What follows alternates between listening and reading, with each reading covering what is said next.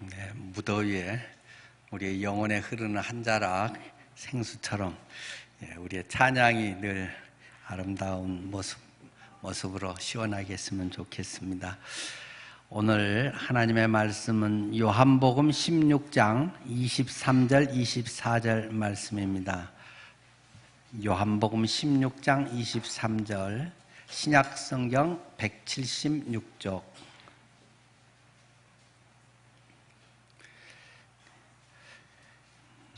요한복음 16장 23절. 그날에는 너희가 아무것도 내게 묻지 아니하리라. 내가 진실로 진실로 너희에게 이르노니 너희가 무엇이든지 아버지께 구하는 것을 내 이름으로 주시리라. 지금까지는 너희가 내 이름으로 아무것도 구하지 아니하였으나 구하라. 그리하면 받으리니 너희 기쁨이 충만하리라. 아멘. 오늘 본문을 통해서 내 이름으로 구하라 하는 제목으로 말씀을 전하겠습니다. 우리가 하나님의 자녀가 되었습니다. 그리스도인다운 삶을 살기 위해서 오늘은 두 가지 말씀을 드리려고 합니다. 첫 번째는 은혜를 알자 하는 것입니다. 우리가 하나님의 자녀의 삶을 살기 위해서는 무엇을 열심히 하고 많이 하고 애를 쓰는 것보다 중요한 것은 은혜를 아는 것입니다. 오늘 본문의 말씀 16장 23절의 첫 시작을 이렇게 하고 있습니다. 그날에는 너희가, 그날에는 이라고 합니다. 그날이 무슨 날입니까? 이 앞에를 쭉 보면 그날, 그것은 주님의 십자가 사건을 이야기하고 부활에 대한 이야기를 하고 있는 것입니다. 내가 너희를 위하여 십자가에서 죽으면서 너희의 모든 죄의 문제를 단번에 완전히 해결한다. 너희의 모든 과거의 죄, 현재 죄, 미래의 죄, 이 모든 것이 나의 십자가를 통해서 완전하게 해결되는 것을 주님께서는 지속적으로 말씀하시고 오늘 이 본문에서도 계속 말씀을 하고 있습니다. 그날에는 예수님의 십자가, 부활의 사건, 여기에 모든 것이 출발점이 되어 있는 것을 말씀하고 있습니다. 우리가 그렇기 때문에 하나님 자녀로 살기 위해서는 복음을 알아야 됩니다. 복음에 거해야 됩니다. 복음이 우리의 삶이 되어야 됩니다. 우리의 무엇을 하고 많고 여러 가지 애쓰는 것들이 자칫하면 율법적으로 그렇게 할 가능성들이 있는 것입니다. 뭐를 열심히 해서 어떤 결과를 얻겠다, 열심히 무엇을 해서 뭔 자격을 얻는다 라고 하는 것은 대부분이 율법의 근거에서 하게 되는 것입니다. 그렇게 하면 하나님이 이런 상을 주신다 하는 것들이 자꾸 우리의 행위에 의해서, 우리의 출발이 우리에 의해서 시작되는 것들을 경계해야 됩니다. 우리는 열심히 힘써서 목숨 걸고 해야 되지만 그 모든 근원은 예수 그리스도의 십자가의 공로를 의지하는 것이어야 한다. 십자가의 보혈, 나를 위해 대신 죽으신 주님의 은혜에서 출발하지 않은 것들은 사람이 자랑인 것이고 자꾸 우리가 뭘 쌓아서 이루려고 하는 자력 종교에 해당하는 것입니다. 그러나 나는 아무것도 하는 것이 없었을지라도 죄인일 그때 하나님께서 우리를 사랑하셔서 그 아들 독생자 예수님을 보내심으로 나의 모든 죄값을 완전히 해결해 주셨다. 그리하여 내 운명을 완전히 바꿔버렸다. 예수 믿는 사람들은 팔자가 고쳐진 사람이다. 예수 믿는 사람은 팔자 타령을 해서는 안 되는 사람들이다. 이미 바뀌어버렸는데 부모가 어때서 뭐 이러한 시시한 소리를 하는 것은 크리스찬의 삶이 아닙니다. 은혜로 나는 예수님 짜리가 되어버렸다라는 것을 우리는 늘 기억해야 됩니다. 예수님 짜리이기 때문에 예수님 짜리로 사는 것이지 예수님 짜리가 되기 위해서 뭘 하는 것은 율법이요 결코 이룰 수 없는 것입니다. 조금 되는 것 같지만 자기 자랑이나 하다 마는 거고 지치고 넘어지게 돼 있는 것이라고 말하고 있습니다. 여기 바이올린 사진을 하나 볼까요? 여기 바이올린 사진이 하나 띄워지는데요. 맨 위에 20억짜리 바이올린이 17만 원에 팔릴 뻔이라고 하는 인터넷 기사가 있습니다. 몇 년 전에 나왔던 그 기사고 지금도 치면 뭐 바로 인터넷에 뜰 겁니다.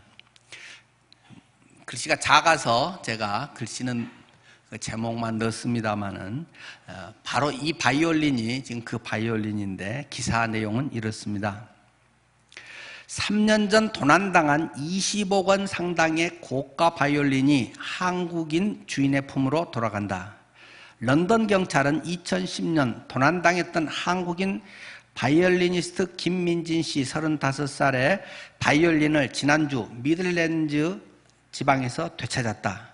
바이올린은 도난 당시 담겨있던 케이스에 연주용 활 2개와 함께 그대로 담겨 있었다.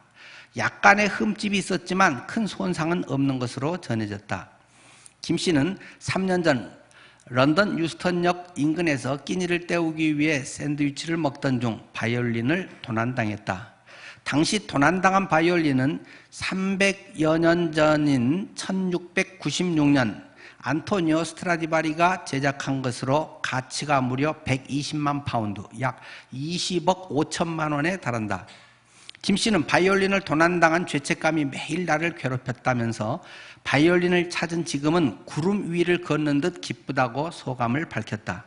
한국 출신 바이올리니스트는 김 씨는 16살 때 영국 왕립음악원에 최연소 장학생으로 입학해서 유럽 지역에서 활발한 활동을 벌이고 있다. 김 씨는 지난 2000년에 75만 파운드를 주고 바이올린을 구입했다. 절도범은 훔친 악기의 가치를 알지 못해 인터넷을 통해 단돈 100파운드, 약 17만 원에 처분하려 했던 것으로 전해졌다. 똑같은 바이올린인데 누구는 20억 정도의 가치가 있다고 소중하게 여기고 누구는 17만 원에 팔려고 한다는 것입니다. 만약에 저것이 아주 싸구려로 팔려서 그냥 고물로 돌아다닌다면 얼마나 아깝겠습니까? 그런데 이게 20억짜리가 17만 원에 팔리는 것보다 더 안타까운 일이 있습니다. 하나님께서는 나를 수백억짜리 이상의 존재로 예수님짜리로 만들었는데 자기가 자신을 별로 소중하게 여기지 않고 그냥 나 같은 사람이 뭘 해 하고 대충 인생을 살아가려고 한다는 것입니다. 별로 자기의 존재 가치를 그렇게 귀하게 여기지 않는다는 것입니다. 제가 종종 그 워런 버핏의 책을 보곤 합니다. 몇 권 버핏의 책을 보는데 그 중에서 늘 아주 기본적으로 하는 이야기가 있습니다. 나는 저평가된 주식을 사서 그것을 오래 잘 관리를 하고 오래 잘 이렇게 키워서 이렇게 부자가 됐다. 그런 것이 나의 기본 철학이다. 그러면서 돈을 잃지 말아라. 두 번째도 절대로 돈을 잃지 마라. 돈을 잃지 말아야 된다는 첫 번째를 철저하게 지켜라. 뭐 이런 것이 이제 버핏 책마다 나오는 이야기들입니다.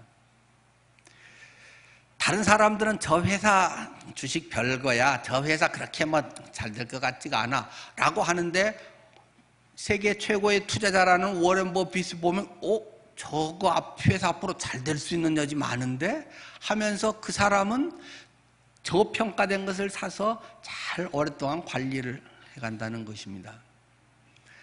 뭐 회사야 그럴 수도 있고 저럴 수도 있는 거겠지만 나라고 하는 존재는 과연 어떠한 가치가 있는가? 나는 어떠한 존재인가? 혹시 내가 연봉 한 4천만 원 받기 때문에 나는 뭐 그냥 보통 그런 사람이다 라고 생각하고 있지는 않는가? 혹시 내가 억대 연봉을 받기 때문에 나는 대단하다라고 생각하고 있지는 않는가? 억대 연봉하고 내 인생을 바꾸고 그것이 나의 어떤 자랑거리가 혹시 되고 있는 어리석은 삶을 살고 있는 건 아닐까? 나의 지금의 위치, 나의 지금의 현재적 조건 이런 것이 혹시라도 나를 평가하는 기준이 된다면 얼마나 억울하고 속상한 일이겠습니까? 남이 그렇게 나를 봐주는 것도 속상한데 자기 자신이 그렇게 여기면서 나는 요 정도야, 나는 이렇게 살래, 나는 그냥 이렇게 된 건데 하고 혹시라도 생각하고 산다면 얼마나 안타까운 일일까 하는 생각이 듭니다. 제가 좋아하는 화가 중에 렘브란트가 있습니다. 워낙 유명하니까 웬만한 사람은 다 좋아하겠죠. 근데 렘브란트 그림의 상당한 그 특징적인 기법은 아주 어두운데 이 명암의 대비를 아주 잘하잖아요. 캄캄한 속에 어떤 빛으로 인해서 환하게 대비가 되면서 막 도드라지는 이런 그림들이 많이 있죠. 혹시라도 나는 어둠의 배경이 많아, 흙수저야, 이렇게 이야기하는 사람이 있다면 그것이 나의 장점이다 라고 주 안에서 대전환을 일으킬 수 있는 절호의 기회가 될 것입니다. 렘브란트의 그림처럼 아주 어둡기 때문에 거기에 비치는 한 자락 빛에 의해서 완전히 도드라져서 살아나는 경우들을 많이 보게 됩니다.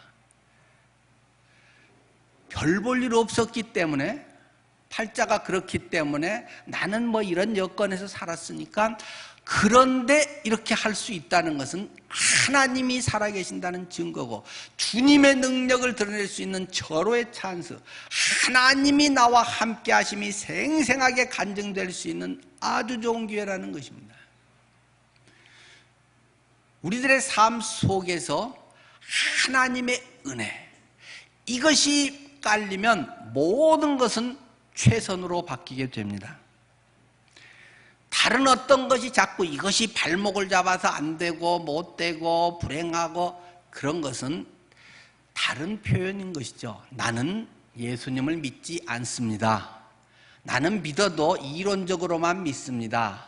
나는 겨우 천국 갈 정도의 조금만 그것만 받아들입니다. 이제 그거를 그렇게 고상한 척하고 표현하는 게 나는 이래서 뭘 못해요, 안 돼요. 이게 그렇게 그냥 현실적으로 설명을 하는 것이지 그건 다 거짓말입니다.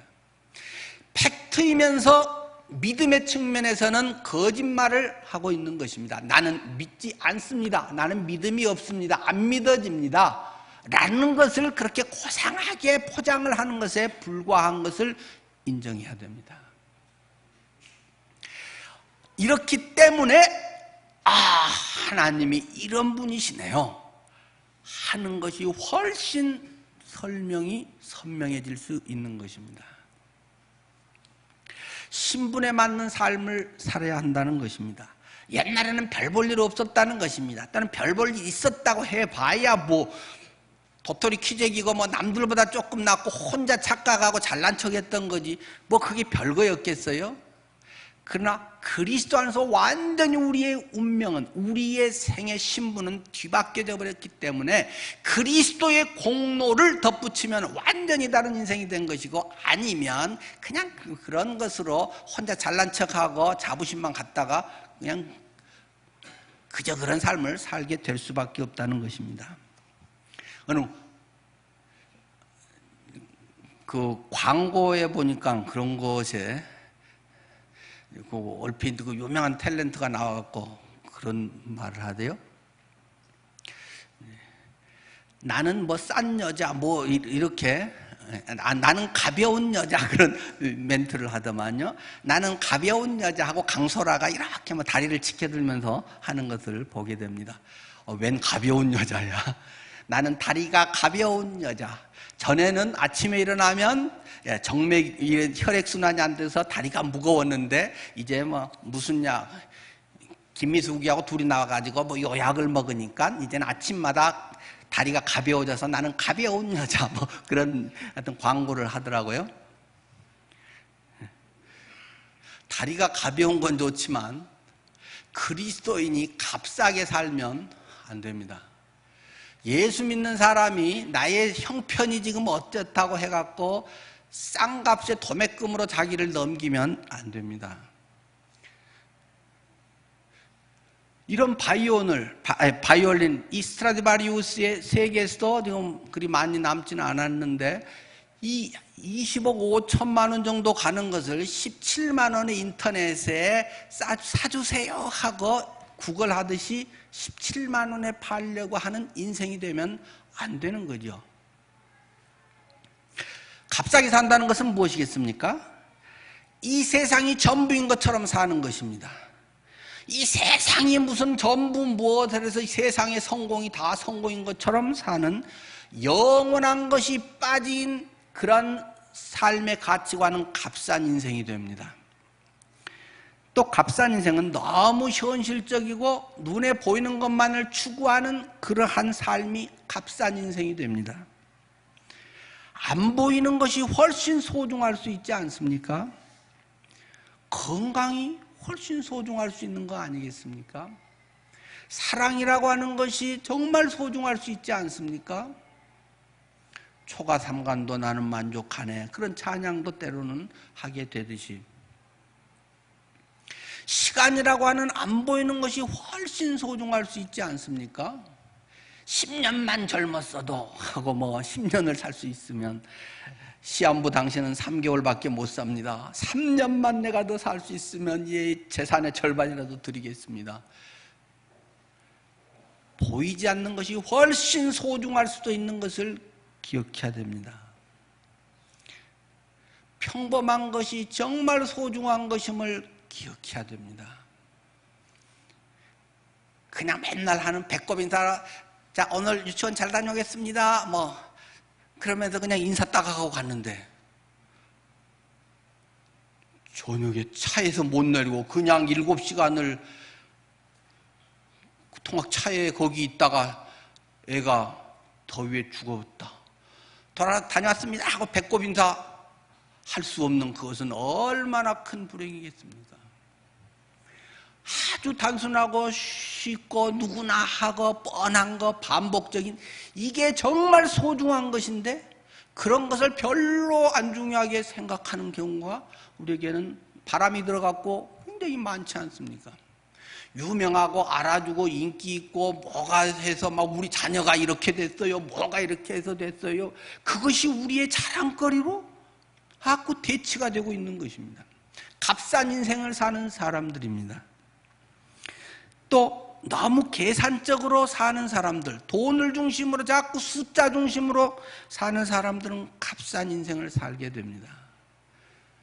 그것은 미끼입니다.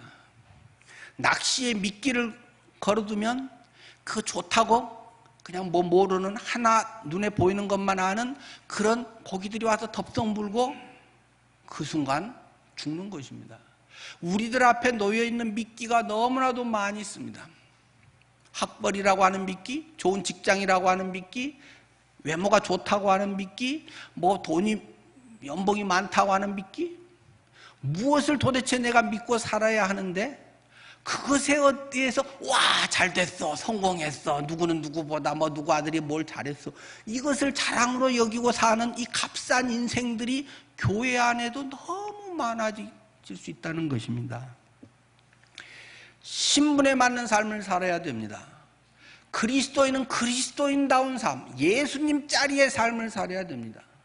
100억으로도 바꿀 수 없는 그리스도의 보혈의 공로, 그런데 10억에도 내 인생을 값싸게 팔고 1억 연봉 준다고 하면 그곳에 정신없이 정직하지 않게 살기도 하고 그런 것으로 자기 인생에 무슨 목표를 걸고 살기도 하고, 예수님 짤이라고 하는 것이 얼마나 귀한지는 모르니까 20억짜리 바이올린을 17일 만에 팔아먹는 바보, 정신 빠진 그런 넋 빠진 그런 인생들이 너무 많다는 것입니다. 왜요? 가치를 모르니까, 예수님이 누구인지를 모르니까, 예수님의 십자가 구원 부활의 역사가 얼마나 중요하고 그것이 내 인생을 완전히 바꿔버렸다는 사실을 아직도 모르고 교리로만 알고 오랫동안 습관적으로만 알고 그것이 내 삶의 실체가 되지 못하는 부활로 날마다 삶 속에 능력이 되지 못하기 때문에 값싼 인생을 살면서 오늘 문제가 좀 해결되면 마치 돼지가 오늘 잘 먹으면 되는 것처럼 그냥 좋았어 잘, 그렇게 해서 그것을 인생의 최고의 성공처럼 살아간다는 것입니다. 그리스도 안에서의 아주 소소한 그런 행복, 그것은 너무 중요합니다마는 세상에서의 어떤 기준 속에서의 그것이 달성되는 것이 우리의 목표가 됐고 자꾸 그것을 추구하며 살아간다면 우리는 다시 진지하게 인생을 재고할 필요가 있습니다. 오늘 저는 제목을 내 이름으로 구하라라고 했습니다. 짧은 두 구절을 읽으면서 거기에 초점은 기도하라 하는 것이었습니다. 두 번째로 저는 은혜를 알아야 되지만 은혜를 알기만 한다고 해서 또 다 해결되는 건 아닙니다. 기도하는 것이 매우 중요한 것을 깨닫게 됩니다. 예수님 짤이라고만 해서 나는 예수님 짤이야 하면 뭐가 돼 있어요? 아무것도 아닙니다. 그것은 짤이로서의 특권을 누리고 살자는 예수님 짤이라고 하는 것은 그냥 교리고 성경 공부 코스에 불과한 것이 되는 거죠. 예수님 짤의 특권을 그러면 어떻게 경험합니까? 어떻게 그것을 내가 오늘 이 현실에서 누리게 됩니까? 기도를 통해서입니다. 물론 여러 가지가 있겠지만 가장 핵심적인 거 하나를 주님은 오늘 본문에서 말하는 것은 기도하라는 것입니다. 기도를 통해서 그것을 경험한다. 다시 뒤집으면 기도하지 않으면 예수님 짤이라고 말은 하지만 실제 삶은 그거하고는 별 상관없는 그냥 습관대로 그냥 이랬저랬 남들보다 조금 날똥말똥하고 살고 끝난다는 것입니다. 아까 맨 처음 시작할 때 우리 찬송가 369장 영어로 나왔죠. 죄짐 맡은 우리 구주 어찌 좋은 친구인지 걱정 근심 무거운 짐 우리 주께 맡기세. 주께 고함 없는 거로 복을 받지 못하네. 사람들이 어찌하여 아랠 줄을 모를까. 주님께 고하지 않기 때문에, 간구하지 않기 때문에, 기도하지 않기 때문에, 또는 자기 욕망을 채우기 위해서만 기도하기 때문에 하나님이 이미 예배해 놓으신 복을 받지 못한다. 사람들 왜 아랠 줄을 모를까 하는 것이 이 1절 가사였습니다. 예수님의 이름으로 기도하라. 그냥 기도하라. 그거는 모든 종교가 다 하는 것입니다. 예수님의 이름으로 기도하라. 예수님의 이름으로 기도했습니다. 마지막 붙이는 주문이 아니라 그리스도의 십자가의 공로를 의지해서 그 은혜 가운데 그것이 이루어 놓은 것을 알고 기도하는 것입니다. 부활을 경험하고 기도하는 것입니다. 부활에 전능하신 주님, 나를 사랑하셔서 내 안에 계시는, 내 안에 쏙 들어와 계시는 주님, 그분을 의지하고 그분을 믿고 그분의 공로 가운데 기도하는 것이 예수님의 이름으로 기도하는 것입니다. 나무의 가지는 잘 붙어 있어야 열매를 많이 맺는다. 이번 수양의 주제이기도 하죠. 십자가의 공로, 부활의 신앙, 이 나무에 든든히 붙어야 그 수액으로 그 열매가 맺혀지는 것이지 그냥 붙어있는 신용만 내고 내가 열매는 또 맺으려고 발버둥을 쳐봐야 괜히 율법이나 지키고 있는 것이고 아무런 쓸데없는, 남들이 볼 때는 훌륭한 거룩한 헌신적이지만 바보 같은 그런 신앙생활을 하고 있는 것이 됩니다. 다시 본문을 읽습니다. 그날에는 너희가 아무것도 내게 묻지 아니하리라. 내가 진실로 너희에게 이르노니 너희가 무엇이든지 아버지께 구하는 것을 내 이름으로 주시리라. 지금까지는 너희가 내 이름으로 아무것도 구하지 아니하였으나 구하라. 그리하면 받으리니 너희 기쁨이 충만하리라. 사람들이 왜 지금까지 안 구했겠어요? 수없이 기도하고 떼쓰고 금식하고 별별 기도를 많이 했겠죠. 그러나 주님은 지금 이야기하는데 지금까지는 내가 내 이름으로 아무것도 구하지 않았다. 정말 십자가의 정신으로 기도하는가? 부활의 확신 속에 기도하는가? 십자가와 부활을 통해 우리의 삶의 운명을 바꿔버린, 팔자가 완전히 이미 고쳐져 버린 그러한 존재로서 하나님 앞에 네가 나아가서 하나님을 아버지로, 네가 정말 하나님의 자녀임을 기뻐하고 감격하고 그것을 주님과의 친밀한 교제 속에서 누리면서 기도하는가 하는 것을 우리에게 묻지 않습니까? 구하라. 그리하면 받으리니 너희 기쁨이 충만하리라. 성경은 굉장히 단순한 책이다. 저는 그렇게 늘 생각합니다. 복잡한 건 없죠. 구하라. 그리하면 받으리니. 구하면 받는다. 뭐 마태복음 7장 7절부터도 구하라 그러면 너에게 주실 것이요, 찾으라 그러면 너희가 찾아낼 것이요, 문을 두드리라 그러면 너에게 열릴 것이니, 뭐 똑같은 얘기를 그냥 3번이나 여러 가지 아주 반복 강조해서 또 똑같은 소리지 뭐 다른 말이겠어요? 아주 단순합니다. 우리는 너무 뭐가 복잡하고 많이 합니다. 많은 이 엘리트일수록 이거 굉장히 조심해야 되는 것입니다. 기도 그러면 기도로 해갖고 뭐가 그리 복잡하고, 뭐 기도의 종류는 몇 가지가 있고, 기도가 어떻게 하고 어떻게 기도해야 되고 뭘 하면 안 되고, 그냥 기도해요. 그냥 뭐가 그리 복잡해요? 기도 안 하니까 뭐 복잡하고 뭘 이렇게 해도 그거 따져서 기도하려면 기도 1시간도 못하고 30분 기도하면 할 말이 없고, 기도는 기도해야 늘어나는 것이고, 1시간이고 그렇게 해야 2시간 3시간도 기도되는 거지, 1시간도 기도 계속 안 되고 뭐 잡생각 들고 뭐 이런데 복잡한 거 없어요. 그냥 구하라 그러면 너에게 주신다. 구해야지. 하나님의 은혜를 구하고 사랑을 구하고 나의 나됨을 발견할 수 있는 것을 구하고 필요한 것을 구하고 그냥 생각나면 난 대로 하고. 혹시 뭐 이거 꼭 좋은 건 아닌데, 요즘 제가 토요 기도회 때 기도하는 걸 인도자들은 볼지 모르겠는데, 제 기도하는 모습이 조금 꼭 이게 손 모으고 이렇게 저는 기도합니다. 근데 1시간 이렇게 하면 조금 힘들 때도 있긴 하더라고요. 그래서 내릴 때도 가끔이지만 대체로 저는 이렇게 손 모으고 거의 기도합니다. 근데 뭐 사람한테 보이려고 그런 건 절대 아니고요. 제가 주일학교 다닐 때, 초등학교 때 전 그렇게 기도했거든요. 무릎 꿇고. 근데 여기서 무릎 꿇기는 좀 그렇더라고요. 그래서 이제 뭐 양발 이렇게 하는 게 저는 편하긴 한데, 그리고 이렇게 합니다. 근데 한 가지 저는 이유 때문입니다. 제 스스로가 조금 순진해진달까요? 어릴 때 내가 하나님께 단순하게 진실하게 있는 그대로 하나님 뭐 하고, 저 그렇게 어릴 때 5살 때부터 제가 이제 교회 쭉 다니면서 했기 때문에 전 어릴 때 이렇게 무릎 꿇고 기도했던 것이 새삼 생각이 나고, 그런 마음이 제 속에 있고, 실제 이렇게 손을 딱 모으고 하니까 꼭 애 같고, 주님 앞에서 나무 의식하지 않고 하나님 하면서 제 순수한 마음이 조금 더 저는 잘 올려져서 저는 이제 손 모으고 그렇게 기도를 합니다. 근데 뭐 남이야 그렇게 하든 말든 뭐 그게 꼭 좋다 나쁘다 절대 그런 건 아니고, 적어도 제 마음에는 그 어릴 때 순수함과 하나님을 향하는 진실한 마음이 조금 더 우러나서 뭐 그렇게 하는 것입니다. 그냥 기도는 진실하게 하면 됩니다. 내 마음에 우러나는 것을 하나님 앞에 너무 재지 말고, 그러니까 자꾸, 그러니까 생각의 기도를 너무 많이 하는 것 같아요.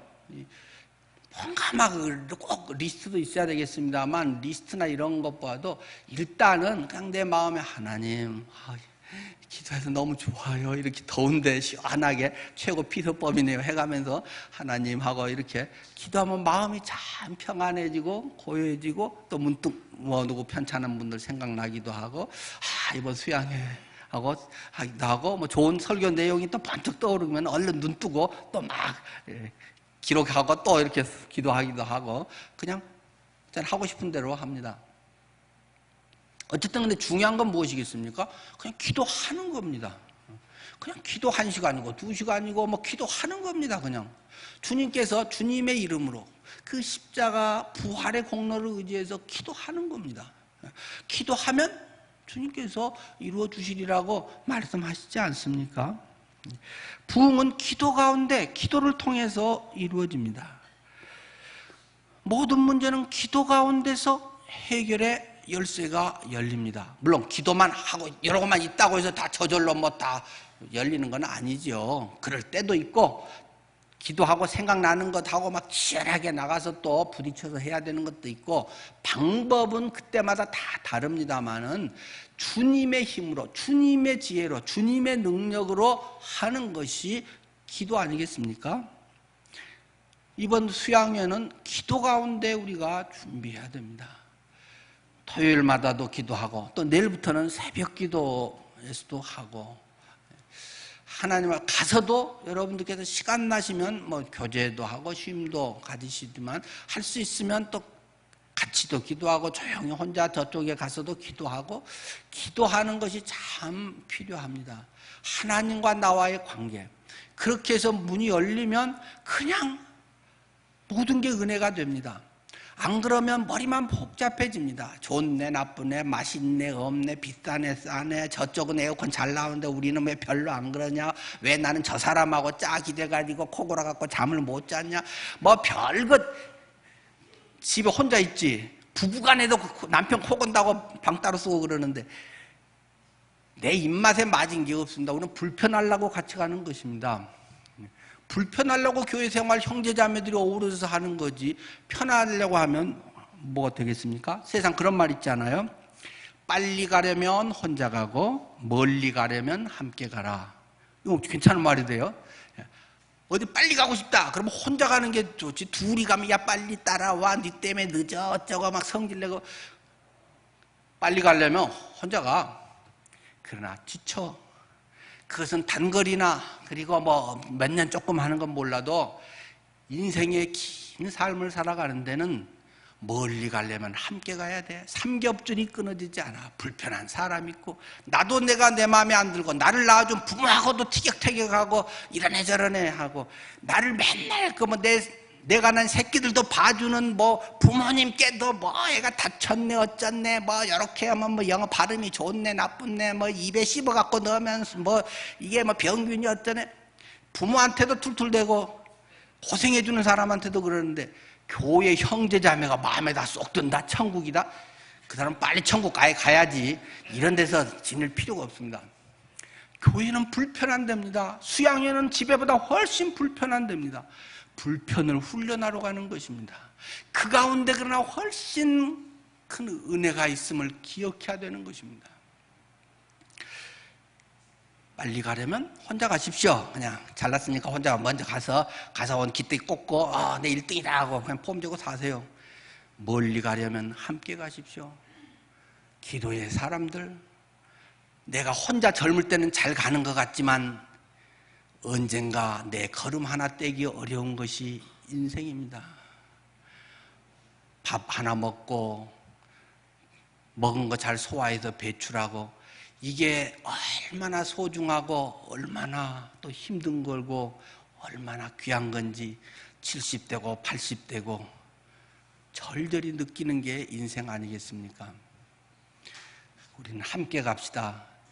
서로를 불쌍히 여기고 기도하고, 영적인 공통점이, 그리스도의 생명의 공통점이 있길래 기꺼이 우리는 다 포용할 수가 있고, 잠깐 짜증은 날 수도 있지만 그럼에도 사랑스러워지는 것이고, 서로를 세워가면서 서로의 울타리가 있어야 바로 서는 것 아니겠습니까?